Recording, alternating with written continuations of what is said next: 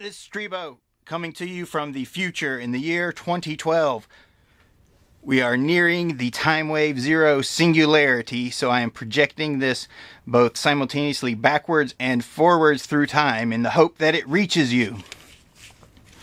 Ah, there you are. Alright, now I can take these glasses off. Welcome back, MVP. This is Strebo here with you. Hopefully gone but not forgotten.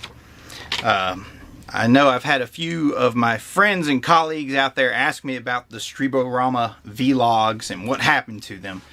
But it's been a long and winding road, a long, strange road since I left you the last one before the Fright Night Film Fest.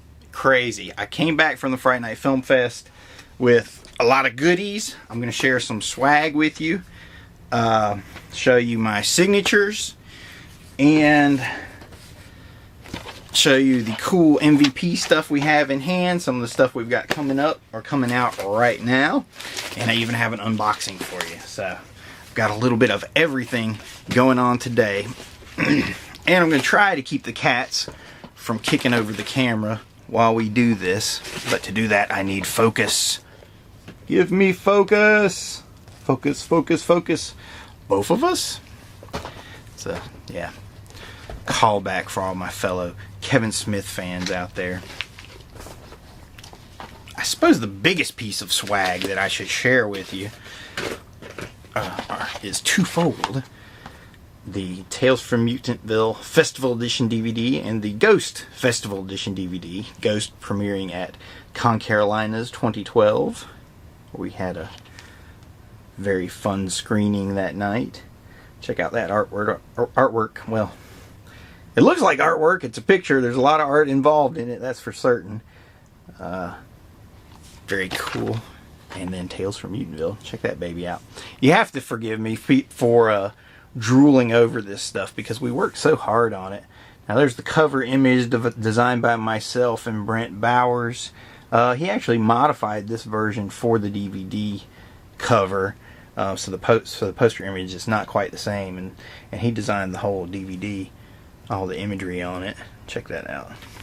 Anyway, fun to finally get that in hand. Since then, it's been an odyssey to get the final versions ready. We've had a lot of people request screeners, but we haven't been able to send any out yet because the Festival Edition DVDs are not the final versions of the DVDs. So, just a hop, skip, and a jump away from getting all of those ready for everybody, and that's going to be fun. That's what this whole trip has been about for years and years and years. If you stretch all the way back to here's the unboxing I promised you, stretch all the way back to C for Chaos, then Devil Comes Down.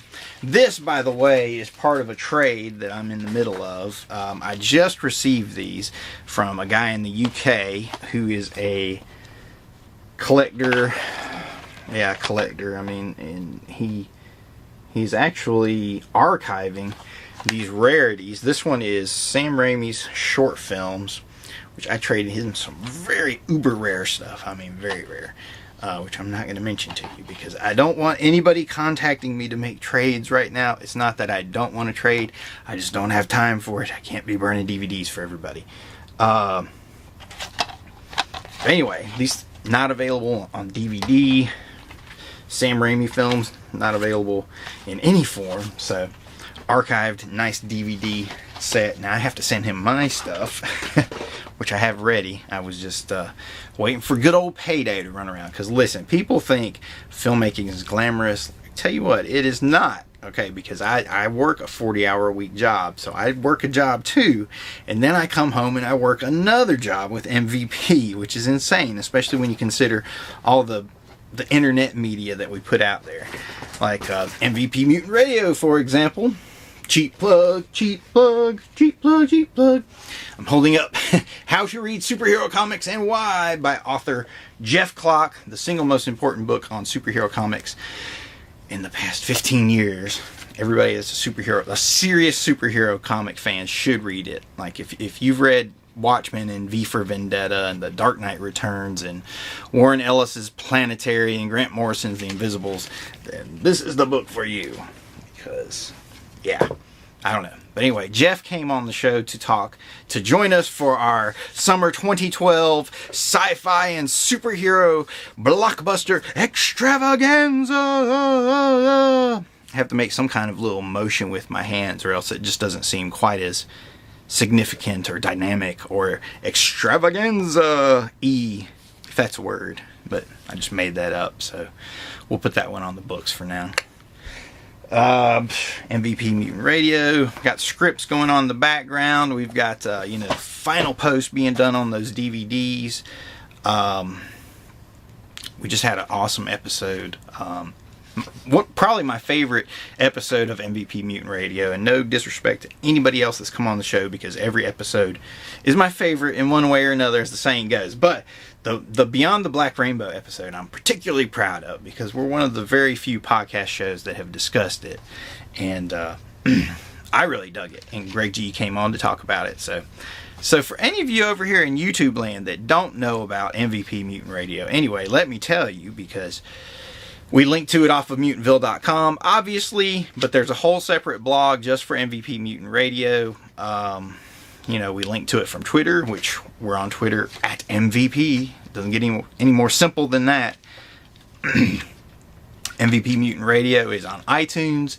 Now, I'm having a blast with it all the time. I'm hearing horror is dead, horror is dead. Look, it just depends on what world you live in, because it confuses the hell out of me when people say stuff like that. Because let me tell you what happened to me in 2012. I saw Prometheus, I saw Beyond the Black Rainbow, The Cabin in the Woods. Those are 3 awesome horror films. I mean, in my mind, 3 awesome instant classics. Now, mind you, they're all genre bending. They're not really confined to what one would call a straight horror film. And I'm sure there's somebody out there that would argue right now that one or possibly even all of them are not horror films. But c'est la vie. That's your opinion, but let me tell you what, they are horror films, and they're fantastic. So horror's dead? I don't know. I don't get it. Look at The Walking Dead. Record ratings. It's a horror show. Yeah, it's become mainstream. It's part of pop culture, but it's still horror. Its roots are in horror. If there weren't zombies on it, people would not tune in. Okay? That's a fact. That's why they tuned in. If they'd have put zombies on more soap operas back in the day, perhaps more people would have watched them. Well, I don't know. Perhaps that's a spurious analogy at best, because soap operas seem to have plenty of followers. But you can see I'm playing one of the trailers for Beyond the Black Rainbow right behind me. I'm not going to let this edition of Streeborama run too long. And another cheap plug. Now, if you came by the MVP booth at the Fright Night Film Fest, you got to see part of this. This is the opening for the Tales from Mutantville DVD, where it's the introduction to Muticia's movie more. So you can see Muticia on there. There's a special guest, Miss Willow back there. But there's Dancing Muticia. Yay! So that's what you got to see at the table. That and crazy Strebo and Geo standing behind it, talking to everybody. But yeah, I'm proud of MVP Mutant Radio. It's become something cool. I've at least given independent filmmakers a platform, which is something they don't have a lot of nowadays. People do not want to support independent filmmakers, especially in the horror genre now. They're almost outlawed, spit upon, looked down upon. It's awesome. So it's cool to be part of that crowd and also help give them a voice. Like my discussions with Scott Goldberg and Patrick Ray, so many others. I mean, you want to say them all. Jason Buterin, Christopher Moore. The recent discussion I had with Chris Gervais for Tales from the Fantastic Tales of the Unknown. And they've got their Kickstarter campaign going on right now to make this movie. Which, by the way, their shorts for their short installments that I've seen so far from that are great. We played 2 of them back at the Mad Monster Party. I mean, they were fantastic. We had one open the show and one close the show. But anyway, I could go on and on about MVP Mutant Radio. If you're not in on it, I don't know why. It's very cool. It's a lot of fun. This latest episode is really fun. It's 3.5 hours. Yeah, 3.5 complete crazy hours. Me talking to Jeff Clock, me talking to my buddy Phil Kay, who's the only guy around that can match me in superhero trivia and knowledge and history and lore and all of that. So it's a crazy discussion, to say the least. I'm looking forward to checking out Iron Sky at the Back Alley Film Series. Some people love it. Some people think it's a hot mess. I don't know. I haven't seen it yet, but I'm looking forward to it. So, speaking of the Back Alley Film Series, we have the Carolina Challenge coming up, where we have 3 screenings with the Back Alley Film Series. These are modern, independent film releases, horror, sci-fi, cult movies, and we're giving 3 different filmmakers opportunities to play as a curtain raiser. This means your movie playing before another real movie, with people buying a ticket to go into the theater to see it. Now, there was a long time when you went to see, if you went to www, hit that cheap plug graphic again, cha-ching. If you went to www.mutantville.com, you saw Changing the Face of Independent Horror. Now, let me tell you what, buddy. That's called putting your mouth where your money is. Putting your money where your mouth is. One or the other. Both. My cat is trying to escape. Because here we are. We're giving filmmakers what they want, which is a chance to play their movies before a real, live, paying audience. It's a great feeling. It's what everybody should want. So, make sure you get your entries in now. Deadline is what? December 23rd, 25th, something like that. September. Okay. Just so you don't think I said December. I have a tendency to slur and slobber and stutter on these things. But there's so much going on. You got to understand. This is in between everything. In between updating the websites. In between ongoing post-production work on whatever project. In between, working on a script. In between recording MVP Mutant Radio. Oh, in between all the cool swag that I got. Which, speaking of, start here. Here's my Japanese program, signed by the one, the only Charles Edward Pogue, writer of The Fly, and also writer of Psycho 3. My Bruce Campbell one. I'll go ahead and show you that. I was going to save it for last. That's my picture with him. It's actually a really good picture. The quality is a lot better than it was last year. And there's the 8x10 that I picked up. If you remember, I said I kind of resigned myself to the fact I wasn't going to get it signed, but you can see how I kind of put it all together here. I used a little graphic from the program, and there's my wristband. There I am. It's very cool. I had a good time getting that. Even though you only get to spend a few seconds, talking to Bruce, you're in that little room for a couple minutes maybe, and that whole time he's kind of putting on a show to just everybody who came through. So it was really fun. As soon as you came in, he was kind of already talking to you, because he was having conversations with everybody that came up to him, and he was kind of reacting off of them. A lot of people want to bitch and complain about the photo op costs and all that stuff, but it's like, hey, it going in. It's either something you want or something you don't want. If you don't want it, then don't pay for it. It's fine. It's no loss. But the people that do want it, that want to take advantage of it and let it be whatever it is, to them it might mean a lot. So don't begrudge them that little bit of happiness. So anyway, there's my Sid Haig, which I did get signed. Check that bad boy out. And big ups to Sid Haig for being just an awesome dude. He talked to us at the drive-in, which you've already seen. Well, maybe you've seen it, maybe you haven't. If not, you go check out our MVP Goes to the Fright Night Film Fest video. We talked to him at the drive-in, then we did that great interview with him on Sunday, so that was really cool. I wish I could have talked to him longer. The thing about that interview was, once we got about halfway into it, people started to line up. At first it was just one person, but then it was 2 and 3 and 4 and 5. So they were standing there waiting, so I had to kind of rush at the end. And I was trying to figure out what questions I still wanted to ask him, because there were other things I wanted to ask. I actually wanted to ask him about Pam Grier and some other people, but it just slipped my mind there at the last minute. My last signature from Tommy Lee Wallace. This is an unexpected one. I did know that Tommy Lee Wallace had directed It, which was one of my all-time favorite TV adaptations of a Stephen King novel, and it's just an awesome TV miniseries, just like The Shining, not The Shining, but The Stand, the miniseries of The Shining. I actually haven't seen yet, so I don't want to say anything bad about it, but The Stand is very good, and It being one of my favorites. Plus, it has that great, iconic performance by Tim Curry as Pennywise. We had a really cool conversation with Tommy Lee Wallace. Speaking of which, I still have to upload that. So, tons of things been going on. Like I said, but you guys shouldn't be too upset by my absence, because there's so much going on behind the scenes you guys just don't even know about. Like, I talked to one of our buddies that's a promoter of one of these major conventions here recently, and they talked about, what MVP was going to do with them in the future, and that was really exciting. We had the foresight to interview Patrick Ray, a writer and director of Nailbiter. He's co-writer, I guess, of Nailbiter. But definitely the director. Before we went to the Friday Night Film Fest, and then, boom, Friday Night Film Fest, Patrick Ray and Nailbiter win big. He got Best Director, and the movie got Best of the Fest, and also, I think, Best Horror Film. So, very, very cool. He definitely cleaned up big with that. And we talked to him before we went. That's the thing I love about it, is just looking out there.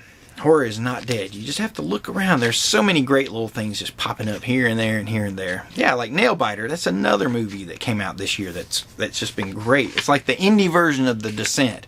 Although, strangely enough, it seems like there are a lot of people in the UK that are downloading the movie illegally, and then they're going on the IMDb to badmouth Nailbiter, which I don't quite understand, because as far as I know, it hasn't been playing in the UK. And if you're going to download somebody's movie illegally, at least don't take an extra step to go badmouth them about it anyway. Even if you didn't like it, I mean, sweep that shit under the rug, man. Wait till you pay to go see it, whether it's in a theater, or if it's even part of a festival, or if it's on DVD, Then you can bitch about it, because you're a customer, which is the way it goes. It's the way the game is played. Lots of stuff going on. Like, you guys wouldn't even believe, I've been, one of my buddies is working on 2 proposals right now. I'm not going to say who it is, though. People watching this will know who it is. But for 2 TV series, one being Nightbreed, and second one being The Exorcist. And I, along with probably 1 or 2 other people, have been serving as an unofficial consultant. So that's what it is when you're North Carolina's premier expert on Nightbreed. You get to do things like that. I don't know if I'm really the expert on Nightbreed. I'm sure there's somebody out there that knows like a shit ton more. It's probably like sticking a little voodoo doll of me right now going, I know more about Nightbreed. It's really cabal, die Streebo. But anyway, you can see the one version of the pitch. I'm not showing you the final version because I don't have permission to show you this, and I don't want to piss anybody off, but it's something cool to talk about. So yeah. Oh, there's How to Read Superhero Comics and Why by Jeff Clark. Definitely, guys, if you're into superhero movies at all, and if you liked Prometheus, or even if you didn't like Prometheus, Jeff actually opens the latest episode, the sci-fi and superhero blockbuster extravaganza show. That's not even the full title. It's a total mouthful. That's MVP Mutant Radio Summer 2012 Sci-Fi and Superhero Blockbuster Extravaganza! I'm going to have to shout every time I say the full title. But Jeff opens the show with a good hour-long discussion on Prometheus. And it's good. And he argues why it's good in some places and why it's bad in other places. So definitely tune in and check that out. That's one thing we try to do at MVP is I try to have a good test group, a good discussion. Like with Greg G, I brought him on because he had a very different opinion on Beyond the Black Rainbow. And that's why I brought him on the show, because we both saw it in the theater at Bath's at the Back Alley Film Series, which is bringing in Iron Sky at the end of the month. Go check that out if you're in Charlotte. And then Jeff, part of his argument was that there are things in Prometheus that are just bad, so why not bring him on and talk about it? And that's the fun thing, is that discussion, that dialectic between individuals that are fans and friends and whatever. And speaking of friends, Phil K was representing on the damn superhero discussion, because he started out, he gave us his take on the Amazing Spider-Man, and then we moved into the Avengers, and then that was the order we did it. The Avengers, and then The Dark Knight Rises, and then a little bit of Prometheus, and then we even got into the Man of Steel. So talking about the trailer, and Along the way, we talked about all kinds of crazy shit. He actually kept asking me about my ranking of superheroes, and I didn't want to completely go into my ranking because I spent like 3 days writing this damn article for the website called Best Superhero Movies of All Time, according to Streeborama. And we tried to submit it to another website to help get more backlinks to MVP, and then they had like a conniption fit over all these reasons why they didn't want to post it, like saying it needed to be 500 words or less or whatever, and all this kind of bullshit. So, and they were like, and you're linking back to your site, and it's like, yeah, linking back to my site, that's the whole freaking point of doing this, otherwise I'd just put it on my own site. So anyway, they rejected it. It's on my site. You can see my top 10 picks for the greatest superhero movies of all time, but the caveat for me is that I only picked one movie from each franchise because I didn't want too many, one or a franchise or the other just cluttering up the whole thing. So anyway, that's what it is. But a lot of cool stuff going on. I mean, staying busy.